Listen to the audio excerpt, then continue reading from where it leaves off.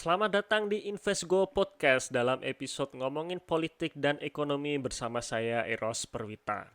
Di episode kali ini saya ingin membahas beberapa hal. Yang pertama mengenai pedagang Malioboro yang trauma dengan aksi demo tanggal 8 Oktober kemarin. Kemudian yang kedua mengenai tren bullish IHSG ya setelah disahkannya Omnibus Law plus harga saham BRIS atau BRI Syariah yang pada perdagangan tanggal 13 Oktober kemarin itu ngamuk ya dalam satu hari kenaikannya sampai 25%. Dan yang ketiga yaitu mengenai hasil RDG yang diumumkan Bank Indonesia yaitu mempertahankan suku bunga acuan BI sebesar 4%. Nah oke kita langsung mulai saja nih. Yang pertama mengenai pedagang Malioboro yang trauma. Jadi ceritanya tanggal 12 Oktober malam ya atau hari Senin Senin malam kemarin itu sudah beredar nih pesan WhatsApp yang beredar yang berantai katanya sih hari Selasa nanti ya hari Selasa kemarin ya maksudnya hari Selasa kemarin tanggal 13 Oktober itu akan ada demo lagi di Malioboro ya. Jadi eh, tetangga saya kebetulan ya saya ada tetangga yang jualan di Malioboro ya pedagang asongan seperti itu. Nah beliau mengatakan nih ngomong pada saya ini, wah mas saya kayaknya besok ini nggak akan jualan lagi loh lah kenapa? Karena tanggal 13 Oktober itu katanya mau ada demo lagi gitu dan saya takut gitu. Saya takut kalau saya pasang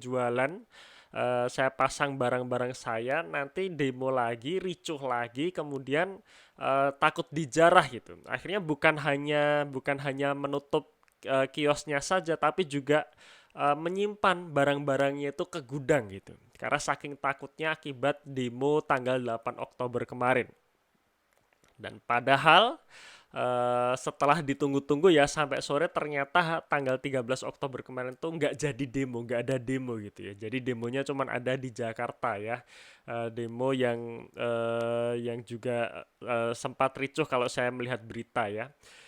Nah, maksud saya apa ngomongin atau sharing mengenai ini? Nah, maksudnya adalah bagaimana demo yang berakhir atau berujung anarkis itu membuat pedagang ya, pedagang asongan, pedagang kaki lima itu takut jualan. Jadi bayangkan ya teman-teman sekalian ya, ini mungkin bagi teman-teman yang ikut demo kemarin, yang demo di Malioboro dan membakar restoran kemarin. Nah, Anda bayangkan ya, ketika Anda demo, kemudian Anda membakar fasilitasmu, membakar restoran, Anda itu sudah membuat orang-orang yang kerja di restoran yang Anda bakar tadi itu menganggur ya, alias sudah tidak punya pekerjaan lagi. Yang kedua, membuat pedagang sekitar ini juga trauma gitu. Trauma kalau nanti dagangannya dijarah. Nah, sekarang pertanyaannya, Anda itu mau mau mau membuat kekacauan bangsa ini atau bagaimana sih? Ya, ini saya khususkan buat Anda yang nonton video ini yang kemarin demo dan kemarin merusak ya. Saya kembali lagi sih seperti podcast yang kemarin, saya setuju demo, tapi demo yang tertib, demo yang mengikuti aturan bukan demo yang merusak. Ya, cuman akhirnya tanggal hari Selasanya setelah ditunggu-tunggu sampai sore itu ternyata tidak ada demo. Karena hari paginya saya juga dapat pesan berantai itu hari Seninnya tanggal 12 Oktober itu sepertinya dari pihak keraton itu menggelar aksi apa seperti pawai gitu ya, pawai dengan tulisan kami warga Jogja menolak demo anarkis kira-kira seperti itu. Kami siap melawan demo anarkis. Nah, kira-kira seperti itu dan itu dipawaikan nih. Jadi kayak kayak apa ya? Ya kayak pawai gitu, pawai yang jalan ya para abdi dalam gitu, jalan mengelilingi Malioboro. Mungkin itu yang membuat membuat orang-orang yang ingin demo akhirnya tidak jadi gitu ya. Nah, itu menarik sekali ya, sekali buat saya bahwa saya sendiri juga sebagai warga Jogja juga nggak setuju jika ada pengerusakan seperti tanggal 8 kemarin ya. Karena saya yakin ya saya cinta dengan kota saya sendiri yang nggak mungkin saya akan merusak kota saya sendiri gitu ya. Nah, akhirnya kemarin hari Selasa tanggal 13 Oktober itu baik-baik saja, tidak ada demo dan akhirnya ya bisa jualan kembali gitu ya. Ya cuman yang perlu kita garis bawahi ya, sekali lagi ya, demo anarkis membuat pedagang kaki lima trauma di sekitar Malioboro ya. Akhirnya kemarin katanya sih banyak yang memutuskan untuk tidak jualan. Artinya Anda sudah berhasil membuat pedagang kaki lima yang di sekitar Malioboro itu eh, menghentikan atau meliburkan diri, yang artinya Anda juga sudah merusak rezeki mereka menurut saya, merusak rezeki mereka, dan juga sudah membuat orang yang kerja di restoran Legion yang Anda bakar itu berhasil untuk menganggur ya. Jadi pikirkan lagi ya teman-teman yang demo dan anarkis itu ya. Ya karena memang efeknya parah. Oke, itu yang pertama mengenai pedagang Malioboro yang trauma. Kemudian yang kedua mengenai tren IHSG yang bullish ya. Jadi sejak disahkannya Omnibus Law ini, seminggu setelah disahkannya Omnibus Law ini, IHSG naik ya, naik kurang lebih sampai 3%. Jadi ini karena memang Omnibus Law yang disahkan ini membuat sentimen positif di market ya, di mana dengan adanya Omnibus Law ini harapannya harapannya bisnis ya, bisnis ini kembali bergairah lagi, kembali berjalan lagi, sehingga bisa berjalan lagi ekonominya, berjalan lagi orang-orang yang bekerja, bisa membuka lapangan pekerjaan lagi ya, sehingga ya ini membuat sentimen positif, akhirnya IHSG pun naik gitu ya. Dan ini juga saya soroti yang menarik, yaitu mengenai harga saham bank syariah yang dalam satu hari naik 25% ya. Jadi tanggal 13 Oktober kemarin itu perdagangan BRIS atau saham BRI Syariah ini mencatatkan nilai perdagangan yang fantastis ya, karena hampir 1 triliun dalam satu hari ya, lebih tepatnya 989 miliar. Dan setelah perdagangan selesai, saya lihat kuotasinya itu semua semua pasang harga bid ya. Jadi semua pengen beli saham BRI Syariah sampai yang jual itu nggak ada itu. Makanya harganya naik kenceng. Ini memang beritanya karena akan ada merger bank syariah BUMN ya, dimana kalau misalkan ini betul-betul terjadi, maka bank syariah BUMN ini menjadi atau menguasai sekitar 40% aset perbankan syariah di Indonesia. Jadi benar-benar membuat jumbo ya, membuat menguasai market syariah gitu ya. Nah, saya sedikit menyoroti ini ya, kalau misalkan benar-benar kejadian nih merger antara bank syariah BUMN ini. Jadi merger ini tiga bank ya, merger ini diikuti oleh tiga bank syariah di Indonesia, bank syariah terbesar di Indonesia. Yang pertama adalah BSM, Bank Syariah Mandiri, kemudian BNI Syariah, dan yang ketiga BRI Syariah. Jadi kalau saya lihat aset per kuartal 2 2020, aset Bank Syariah Mandiri itu sebesar 114 triliun. Kemudian aset BNI Syariah itu sebesar 50 triliun dan aset BRI Syariah sendiri itu 49 triliun. Jadi kalau ketiga bank ini digabung, maka total asetnya itu menjadi 214 triliun ya, atau sekitar 40% dari total aset perbankan syariah di Indonesia yang kisarannya sekitar 530 triliun. Jadi bayangkan ya, kenaikan asetnya itu mencapai 300%. Dan di sini yang menarik, kenapa akhirnya orang-orang pada beli BRI Syariah, karena penggabungan tiga saham tersebut begitu nanti jadi ya, nanti goal. Nah, kode emitennya tetap BRIS ya. BRIS. Jadi BRIS ini yang menjadi semacam yang menampung yang menggabungkan diri, tapi tetap memakai nama BRIS di bursa saham ya, karena memang BSM dan BNI Syariah ini belum go public, yang go public baru BRI Syariah gitu. Nah, makanya saham BRI Syariah ini diburu para investor ya. dan sehari kemarin kenaikannya 25%, ngamuk ya, jadi luar biasa.